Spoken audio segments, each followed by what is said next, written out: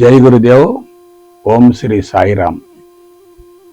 అనంత ప్రేమ స్వరూపులారా,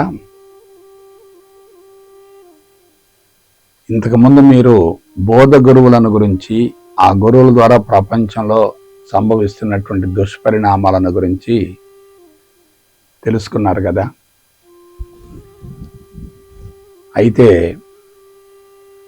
కొంతమంది ఆధ్యాత్మికంగా పరిణతి చెందాలనేటటువంటి తృష్ణతోటి, తపనతోటి, ఆరాటంతో ప్రవేశిస్తూ ఉంటారు.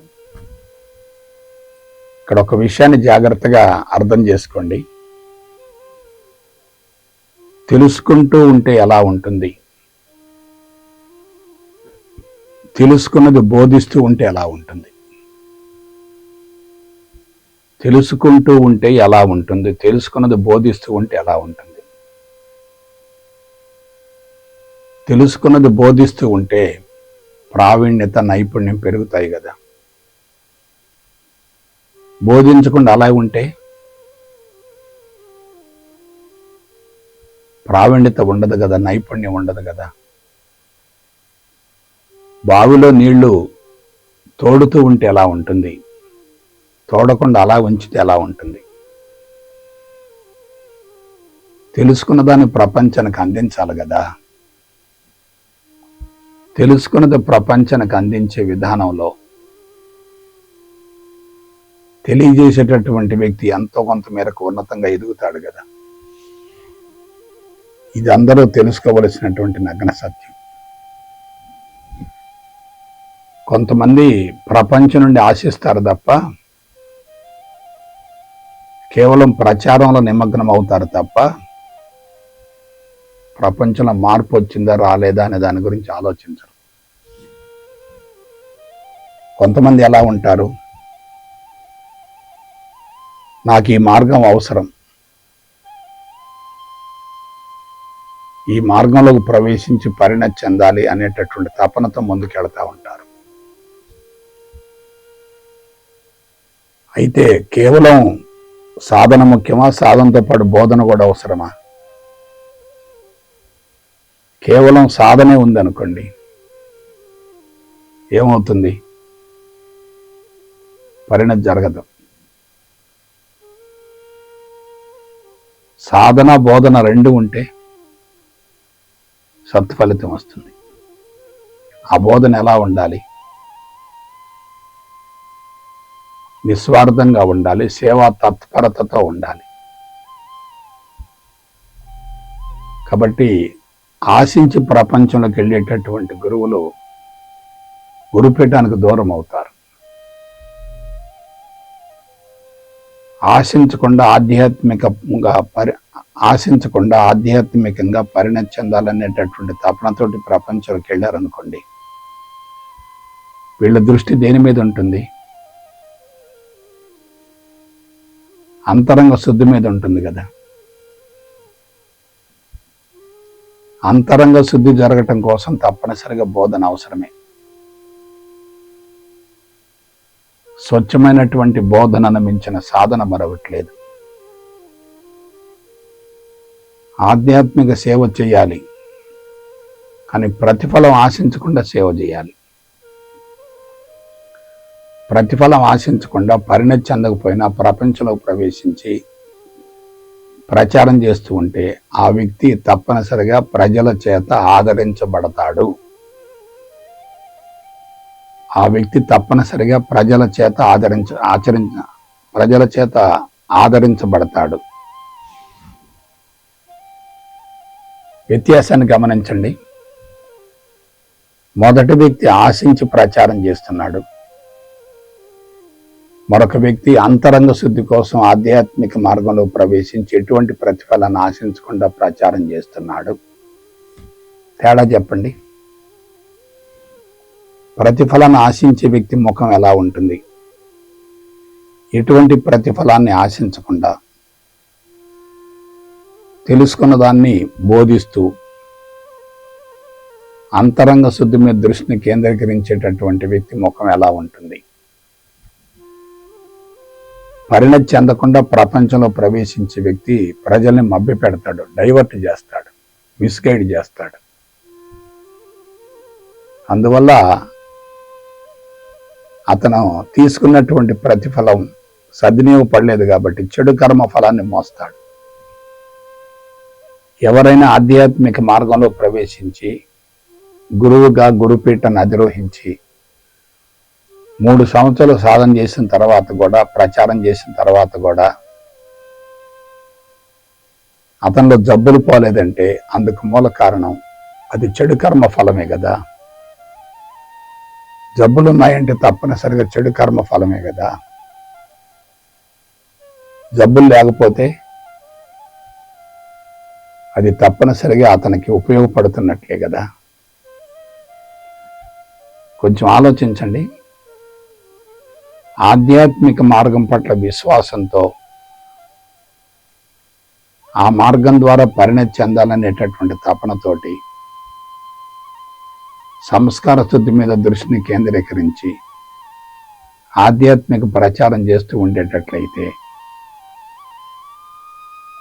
అతనిలో 80% సత్ఫలితం వస్తుంది. జ్ఞానం కన్నా సేవ చాలా ముఖ్యం. జ్ఞానం ఎంత ముఖ్యమో సేవ కూడా అంతే ముఖ్యం. జ్ఞానం ఉన్నప్పటికీ సేవా తత్పరత లేకపోతే అంతరంగ శుద్ధి జరగదు కదా. సేవా తత్పరత ఉన్నప్పటికీ అక్కడ జ్ఞానం లేకపోతే ఫలితం ఉండదు కదా. కత్తిని వాడుతూ ఉంటే పదునెక్కుతుంది, వాడకపోతే తుప్పుపడుతుంది కదా. కాబట్టి అందరూ పుట్టుకతోటే పరిణతి చెంది జీవితాన్ని ప్రారంభించరు కదా. మార్గాన్ని గురించి తెలిసింది, మార్గంలో ఉన్నటువంటి ఔన్నత్యాన్ని గురించి, విశిష్టతను గురించి, ప్రత్యేకతను గురించి, ఫలితాన్ని గురించి తెలిసిపోయింది. ఇక ముందుకెళ్ళాలి. ఎలా వెళ్ళాలి? తెలుసుకోవాలి. తెలుసుకున్నది అనుభవం పొందడం కోసం తప్పనిసరిగా ప్రచారం చేయాలి. సాధన ఉండాలి, బోధన కూడా ఉండాలి. ఒకటే ఉందనుకోండి పాక్షికం అవుతుంది, 2 ఉంటే పరిపూర్ణం అవుతుంది. కాబట్టి గురువులు ఎలా ఉండాలి? తప్పనిసరిగా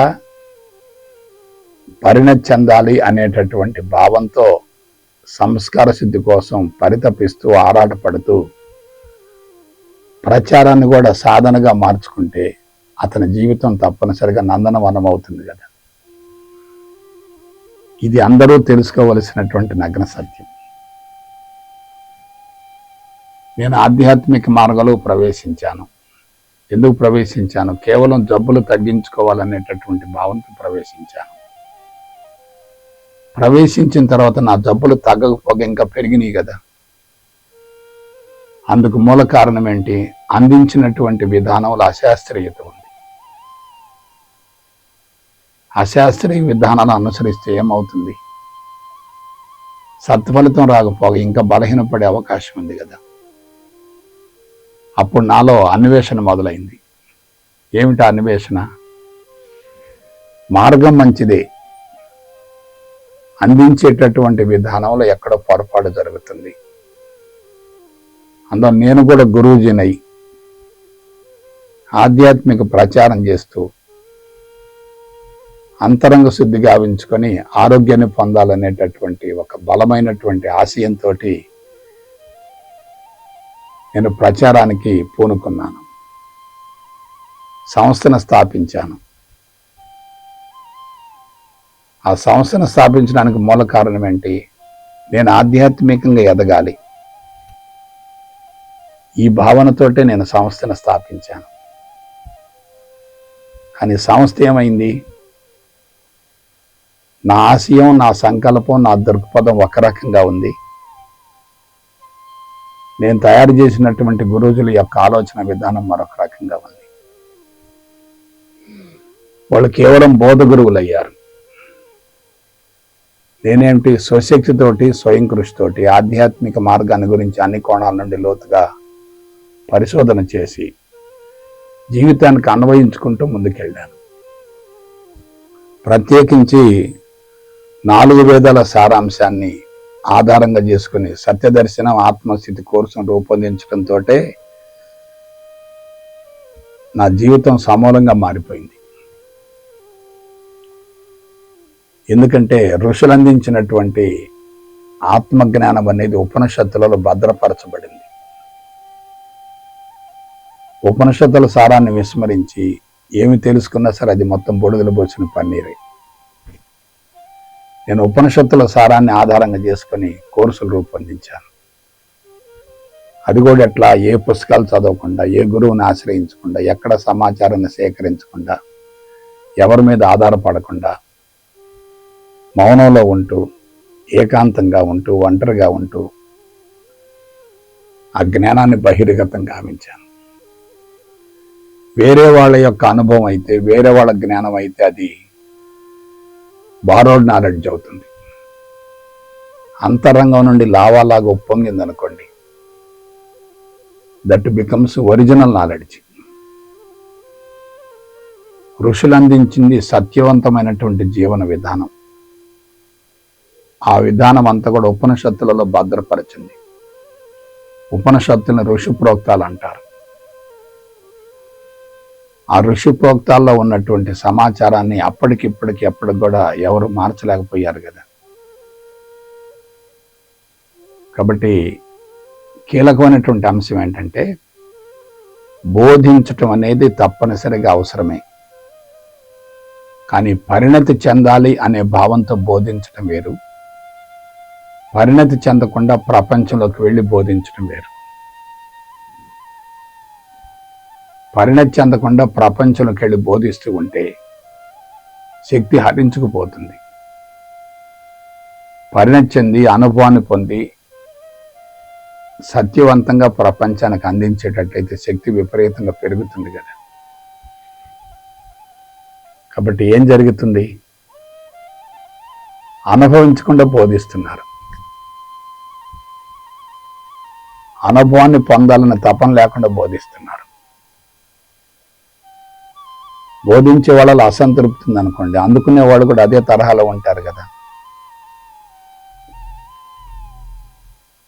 ఋషులు అందించినటువంటి బ్రహ్మజ్ఞానం ఎక్కడ? ఇవాళ ప్రపంచంలో ప్రచారం గావించబడుతున్నటువంటి ఆత్మజ్ఞానం ఎక్కడ? ద్వైత విశిష్టాద్వైతులు ఇరుక్కొని ఆత్మజ్ఞానాన్ని ప్రపంచానికి అందించడం ఎలా సాధ్యమవుతుంది? అందుకే అందించేవాళ్ళు గురుపీఠానికి దూరం అవుతున్నారు, అందుకునేవాళ్ళు సంస్థలు మారుతున్నారు, బంతులాగా సంస్థల చుట్టూ తిరుగుతున్నారు. చివరికి అసంతృప్తితోటి, అశాంతితోటి బలవంతంగా జీవితాన్ని ముగిస్తున్నారు. కర్మలు పెంచుకుంటున్నారు, జన్మలు పొడిగిస్తూ ఉన్నారు. చివరికి ఆ మార్గం పట్ల కూడా విశ్వాసాన్ని కోల్పోతున్నారు. అందువల్ల నా సలహా ఏమిటంటే, తప్పనిసరిగా ప్రచారం అవసరమే. ఆ ప్రచారం వెనుక స్వయం కృషి ఉండాలి. అనుభవాన్ని పొందాలనేటటువంటి తపన, ఆరాటం, ఆశయం, దృక్పథం ఉండాలి. ప్రపంచానికి జ్ఞానం అవసరం కాబట్టి నా వంతు జ్ఞాన సేవలను అందించాలి అనేటటువంటి తపన, ఆరాటం ఉండాలి. స్థితిని మార్చుకోవటం కోసం సేవ చేయాలి. స్థితి మారిన తర్వాత కూడా సేవ చేయాలి. అనుభవాన్ని పొందటం కోసం సేవ చేయాలి. అనుభవాన్ని పొందిన తర్వాత కూడా సేవ చేయాలి. ఎందుకంటే అనుభవం ఉంది కదా. అనుభవాన్ని పొందినప్పుడు మౌనానికి వెళ్ళకూడదు, అది నేరం అవుతుంది. అనుభవం లేకుండా ప్రచారానికి వెళ్ళకూడదు, అది కూడా నేరం అవుతుంది. అనుభవాన్ని పొందుతూ ప్రచారం చేస్తూ ఉంటే అది సరైనటువంటి మార్గం అవుతుంది. కేవలం సమాచారాన్ని తెలుసుకున్నంత మాత్రాన అది అనుభవంలోకి రాదు. అందించాలనేటటువంటి తపన ఉందనుకోండి, అప్పుడు తప్పనిసరిగా అనుభవంలోకి వస్తుంది. ఇవాళ ఏం జరుగుతుంది? అనుభవించేటటువంటి సద్గురువులు అసలు ఉండటం లేదు. సద్గురువుల ద్వారా సమాజానికి న్యాయం జరుగుతుంది కానీ బోధ గురువుల ద్వారా న్యాయం జరగదు కదా. కాబట్టి ప్రపంచానికి అందించాలి అనేటటువంటి బలమైనటువంటి కోరిక తప్పనిసరిగా ఉండాలి. ఎందుకు ఉండాలి? Giving spirituality is nothing but getting spirituality. ప్రచారం అవసరమే, కానీ దాని వెనుక ఉద్దేశం ఎలా ఉండాలి? ఆ ఉద్దేశం ద్వారా ప్రపంచం నుండి ఎటువంటి ప్రతిఫలాన్ని ఆశించకపోతే ఆధ్యాత్మిక పురోభివృద్ధి సులభం అవుతుంది కదా.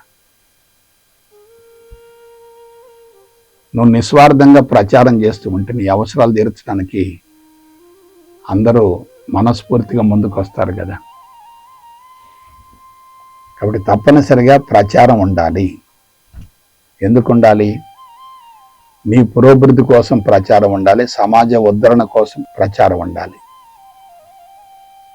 ప్రచారమే లేదనుకోండి, తెలుసుకున్నది మొత్తం కూడా లోపలే ఉండిపోయి కొంతకాలానికి జ్ఞాపకశక్తి ఏకాగ్రత తగ్గి గుర్తు రాకుండా పోయే అవకాశం ఉంటుంది కదా. ప్రవేశించటం కాదు, పరిణతి చెందాలి. పరిణతి చెందాలంటే మెంటల్ సర్వీస్ ఉండాలి, ఓరల్ సర్వీస్ ఉండాలి, ఫిజికల్ సర్వీస్ కూడా ఉండాలి. మెంటల్ సర్వీస్తో పాటు ఓరల్ సర్వీసు, ఫిజికల్ సర్వీస్ రెండు ఉన్నాయనుకోండి, అవి రెండు ఉన్నాయనుకోండి, అనతి కాలంలోనే పరిణతి చెందే అవకాశం ఉంటుంది కదా. అందువల్ల నేను పుట్టినప్పుడు ఎలా ఉన్నాను, ఆధ్యాత్మిక మార్గంలోకి ప్రవేశించినప్పుడు ఎలా ఉన్నాను, ఇప్పుడు ఎలా ఉన్నాను,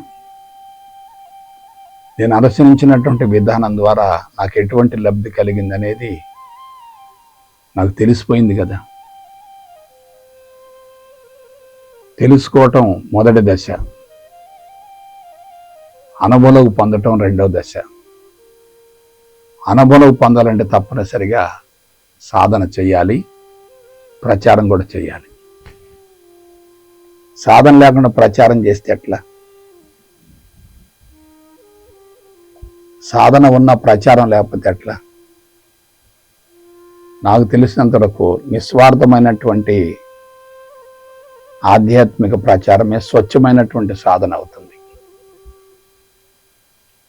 ఎప్పుడైతే ప్రచారంలో ప్రతిఫలాన్ని ఆశించటం ఉండదో అతను ఉన్నతంగా ఎదుగుతాడు. ఆశించటం ఉందంటే బలహీనపడతాడు. అర్థించటం మొదలైందంటే అంతరంగంలో కలుషితం పెరుగుతుంది. ఆశించకుండా అందించటం ప్రారంభిస్తే అంతరంగం దశల వారీగా శుద్ధి అవుతుంది. కాబట్టి ఇది నా స్వయం అనుభవం. పుట్టుకతో జబ్బులతో జీవితం ప్రారంభమైంది. నరకాన్ని చవి చూశాను. లెక్చరర్గా వృత్తిని ప్రారంభించినా సరే అసంతృప్తి మాత్రం పోలేదు. అసంతృప్తిని తొలగించుకోవాలనేటటువంటి తపనతోటి మార్గంలోకి ప్రవేశించాను. తర్వాత గురూజీని అయ్యాను, తర్వాత సంస్థను స్థాపించాను, తర్వాత సంస్థను విస్తరింపజేశాను. కానీ ప్రపంచానికి న్యాయం జరిగింది కానీ వ్యక్తిగతంగా నాకు న్యాయం జరగలేదు. ఒక రకంగా చెప్పాలంటే ఆపరేషన్ ఫెయిల్ అయింది, పేషెంట్ బ్రతికాడు. విస్తృతంగా ప్రచారం చేసిన మాట వాస్తవమే, సంస్థ విస్తరించిన మాట వాస్తవమే, నాకు మంచి పేరు వచ్చిన మాట వాస్తవమే, కానీ ఆధ్యాత్మిక పురోభివృద్ధి జరగలేదు కదా. నాకు వ్యక్తిగతంగా ఆధ్యాత్మిక పురోభివృద్ధి జరగటానికి మూల కారణం స్వయం కృషే కదా, స్వశక్తే కదా. ఒకళ్ళ మీద ఆధారపడకుండా నేను ముందుకు వచ్చాను కదా.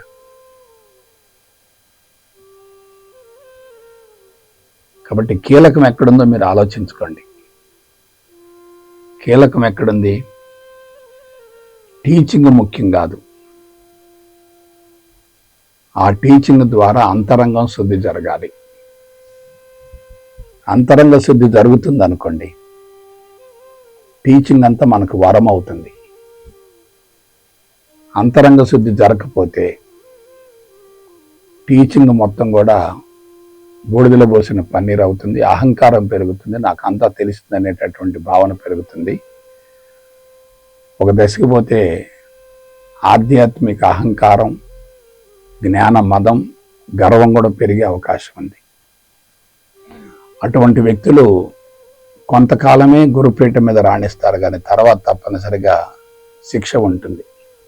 ప్రకృతి వాళ్ళని ఎక్కువ కాలం ముందుకు వెళ్ళనీయదు. మరి నా జీవితం ఎందుకు ఇంత ఉన్నతంగా ఎదిగిందంటే దానికి మూల కారణం అనుసరించినటువంటి విధానం సాంకేతిక పరంగా ఉంది. సైన్సు సాంకేతిక పరిజ్ఞానాన్ని ఆధ్యాత్మికతకు జోడించడమే నా పురోభివృద్ధికి మూల కారణమైంది. అందుకే వయసు మళ్ళినా సరే బాడీలో స్టామినా తగ్గటలేదు కదా. వయసు మళ్ళుతుందంటే బాడీ వీక్ అవ్వాలి కదా. మరి ఎందుకు బాడీ స్టామినా పెరుగుతుందంటే దానికి మూల కారణం సైన్సు సాంకేతికతను ఆధ్యాత్మికతను సమానం చేసి అందించడంతో పాటు ప్రతిఫలాన్ని ఆశించకుండా నిస్వార్థ సేవలను అందించడమే. ప్రతిఫలాన్ని ఆశించే విధానం ఉందనుకోండి, అది సంస్కార శుద్ధికి అవరోధం అవుతుంది కదా. అందువల్ల నా సలహా ఏమిటంటే, మార్గం ముఖ్యం కాదు, మనం అనుసరించేటటువంటి విధానం చాలా ముఖ్యం. మన అంతరంగం చాలా ముఖ్యం. అంతరంగ స్థితి చాలా ముఖ్యం. ఎంత ప్రచారం చేస్తున్నా అంతరంగ శుద్ధి మీద దృష్టిని కేంద్రీకరించేటట్లయితే తప్పనిసరిగా జీవితంలో సత్ఫలితం వస్తుంది. అందులో ఎటువంటి సందేహం లేదు. సత్ఫలితం రాలేదంటే అనుసరించే విధానంలోనైనా లోపం ఉండాలి. ఆశించి అందించడం అన్నది జరగాలి. ఈ రెండు ఉన్నాయంటే అక్కడ ఆధ్యాత్మిక పురోభివృద్ధి కలిగే అవకాశమే ఉండదు కదా.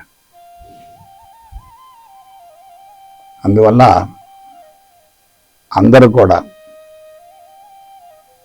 ఆధ్యాత్మిక ప్రచారంలో పాల్గొంటూ స్థితి ముఖ్యం అనేటటువంటి భావనతోటి ఆధ్యాత్మిక సేవల కన్నా ఆత్మసేవ ముఖ్యం అనేటటువంటి భావంతో ముందుకు పయనించేటట్లయితే అద్భుతమైన ఫలితం వస్తుంది. అందులో ఎటువంటి సందేహం లేదు. కాబట్టి అందరూ ఆ విధంగా జీవితాలను మలుచుకోవాలని మనస వాచ కర్మణ కోరుకుంటూ సెలవు తీసుకుంటా. జై గురుదేవ్, జై గురుదేవ్, జై గురుదేవ్.